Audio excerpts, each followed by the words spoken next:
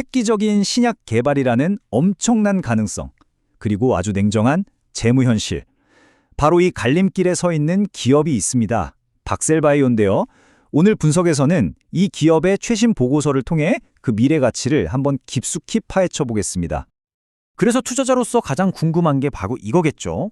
과연 박셀바이오, 이게 대박의 신호탄일까요? 아니면 계속 돈만 쓰는 상황이 이어지는 걸까요? 오늘 그 답을 한번 찾아보겠습니다. 자, 그래서 오늘은요. 먼저 박셀바이오가 우리에게 어떤 약속을 하고 있는지 보고 그 다음엔 냉정한 현실, 그러니까 재무 성적표를 까볼 겁니다. 그리고 이 회사가 버틸 힘, 안전망은 튼튼한지 확인하고 마지막으로 결론을 내려보죠. 자, 그럼 첫 번째 파트, 약속부터 시작해볼까요? 박셀바이오의 핵심 연구개발 파이프라인이 얼마나 엄청난 잠재력을 가졌는지부터 살펴보겠습니다. 와, 이 숫자 좀 보세요. 30.4%.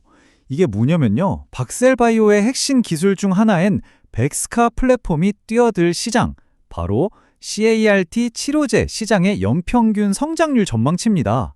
어마어마하죠? 이게 바로 박셀바이오가 꿈꾸는 미래 시장의 크기를 보여주는 겁니다. 자, 파이프라인을 보면요. 되게 다양해요. 사람을 위한 항암 치료제부터 동물용 의약품까지. 이게 특정 기술 하나에 올인하지 않고 위험을 분산하는 아주 전략적인 포트폴리오라고 볼 수 있죠. 핵심인 백스케이는 간암 임상 2회상을 마쳤고 차세대 기술인 백스칼도 준비 중이고요.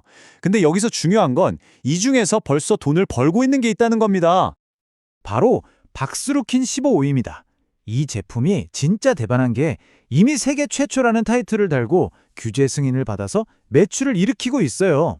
그러니까 박셀바이오가 그냥 꿈만 꾸는 회사가 아니라 실제로 현실적인 성과를 내고 있다는 아주 중요한 증거인 셈이죠. 자, 지금까지는 장밋빛 미래, 즉 약속에 대해 이야기했죠. 이제는 좀 냉정해질 시간입니다. 현실을 봐야죠.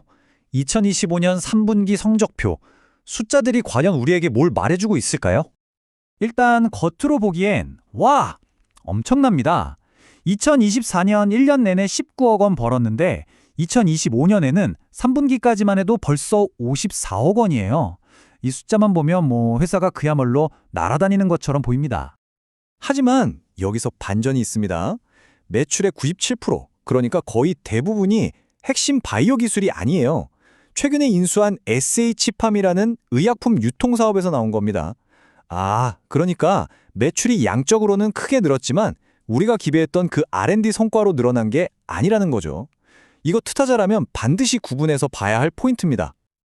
그리고 여기 더 냉정한 현실이 있습니다. 영업 손실이 무려 118억 원입니다. 그것도 2025년 9개월 동안에요. 작년 같은 기간보다 손실폭이 더 커졌어요.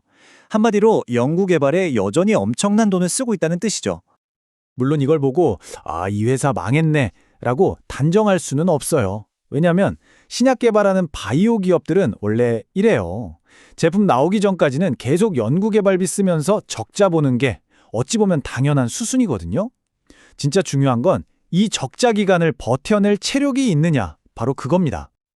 그래서 세 번째 파트, 바로 안전망을 점검해야 합니다. 과연 박셀바이오가 이 돈 쓰는 시기를 잘 버텨낼 수 있을 만큼 재무적으로 튼튼한지 한번 들여다보겠습니다. 재무 상태를 딱 열어보면 꽤 괜찮습니다. 1년 안에 현금으로 바꿀 수 있는 자산이 3,001억 원인데 1년 안에 갚아야 할 빚은 30억 원밖에 안 돼요. 10배 차이죠? 그러니까 단기적으로 돈 문제로 흔들릴 가능성은 아주 낮아 보입니다. 그리고 이 숫자를 보세요. 진짜 놀랍습니다. 부채 비율이 8.1%예요. 8.1%. 이건 거의 빚이 없다고 봐도 무방한 수준입니다. 회사가 재무적으로 얼마나 안정적인지, 외부 충격에 얼마나 잘 버틸 수 있는지를 보여주는 아주 강력한 신호죠. 아니, 어떻게 이렇게 재무 상태가 좋냐고요? 바로 2023년에 717억 원이라는 어마어마한 자금을 유상증자로 조달했기 때문입니다. 이 돈이 바로 박셀바이오의 생명줄인 셈이죠.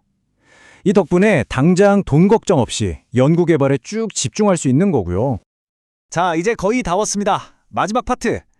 지금까지 살펴본 약속, 현실, 그리고 안전망. 이 세 가지를 모두 종합해서 투자자 입장에서 최종 점검을 해보겠습니다. 투자를 결정하기 전에 이건 꼭 보셔야 합니다. 회사 스스로가 밝힌 리스크 요인들이에요. 첫째, 바이오 분야 경쟁. 아시다시피 정말 치열하죠. 둘째, 정부 정책이 어떻게 바뀔지 모른다는 불확실성. 셋째, 금리나 인건비가 올라서 운영 비용이 늘어나는 문제. 그리고 마지막으로 이게 제일 중요한데 바이오 기업의 숙명이죠. 임상시험이 과연 성공할 것인가 하는 불확실성. 이건 누구도 장담할 수 없습니다. 그래서 투자자는 이런 딜레마에 빠지게 됩니다. 한쪽에는 정말 대단한 약속이 있어요. 고성장 시장에서 혁신적인 신약을 만들겠다는. 하지만 다른 한쪽에는 아직은 적자인 현실이 있죠. 그나마 다행인 건 이 둘 사이를 든든하게 받쳐주는, 빚도 거의 없고 현금도 많은 강력한 안전망이 있다는 거고요. 결국 마지막 질문은 이것으로 귀결됩니다. 과연 박셀바이오가 가진 이 강력한 재무적 안전망, 이 두둑한 현금이 그들의 과학적 약속을 돈 버는 현실로 바꿀 때까지 충분히 버텨줄 수 있을까요? 엄청난 잠재력과 피할 수 없는 위험 사이에서의 저울질, 그 최종 판단은 이제 여러분의 몫입니다.